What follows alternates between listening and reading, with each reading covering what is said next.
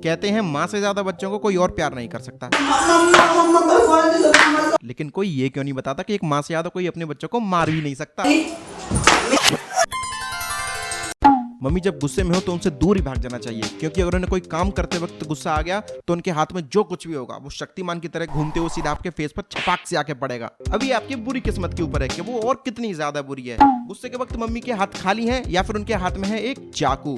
अगर हाथ में कुछ भी ना हो तो उनका सबसे बड़ा अस्त्र होता है उनकी चूड़ियां। पहले तो बच्चों को मारते मारते खुद सारी चूड़ियां तोड़ लेंगी, और जब इन चूड़ियों में से एक टुकड़ा उनके हाथ में चुपके खून निकलने लगेगा तो इस बात पर बच्चे को और पीटेंगी कि तेरी वजह से मेरे खून निकल रहा है। इसमें मम्मी की कोई गलती नहीं है, इसमें बच्चे की गलती है कि उसने ऐसी गलती क्यों करी कि मम्मी को उस बच्चे को कुत्ते की तरह मारना पड़ा।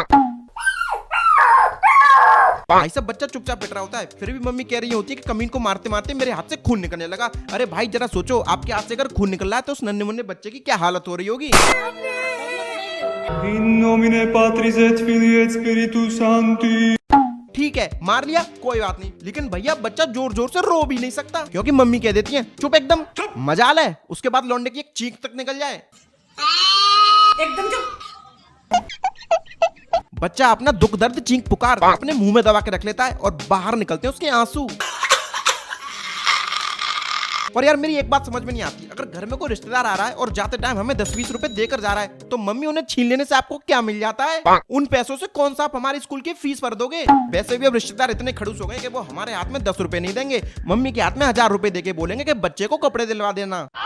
अरे भैया नहीं चाहिए नए कपड़े, तू बस 100 रुपए हमारे हाथ में रख दे, क्योंकि जो 1000 रुपए तू कपड़े के लिए देकर जा रहा है उससे आएगा हरी मिर्च और धनिया, जिसकी चटनी मुझे कल सुबह खानी पड़ेगी। एक बार मैंने मम्मी से पूछ लिया कि क्यों लेती हो हमारे रुपए, तो उन्होंने कहा क्योंकि वो रिश्तेदार के लिए सब कुछ करती हैं, खाना वगैरह बनाती हैं। जब आपको अपना मेहनत आना चाहिए तो जो पूरे दिन घर में मुझे कुत्ता बना के इधर से उधर घुमाया जाता है, कभी पापा का पानी, अम्मा का आम, चाचा की चाय, बाबा की तंबाकू, इन सब कामों के लिए मेरा वेतन कोई क्यों नहीं देता? मम्मी कहती है कितना पैसा तेरे ऊपर खर्च कर दिया, पढ़ाई क्यों नहीं करता?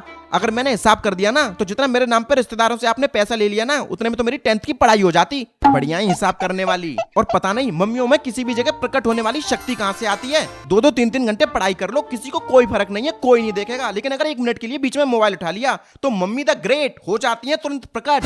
फिर क्या, फिर होता है तांडव, तानों की बौछार। जब देखो तब मोबाइल। इस मोबाइल में तो एक दिन ऐसी आग लगाऊंगी ना कि चलाना भूल जाएगा।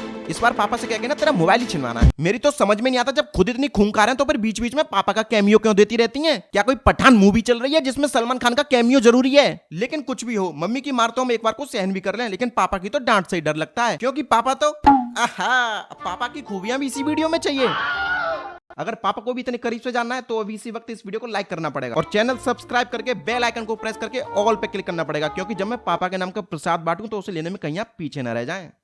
नालायक कितनी देर से बातें बना रहा है, पढ़ नहीं सकता, बंद कर ये सब। हाँ मम्मी जी बस हो गया, रख रहा हूँ, आ रहा हूँ।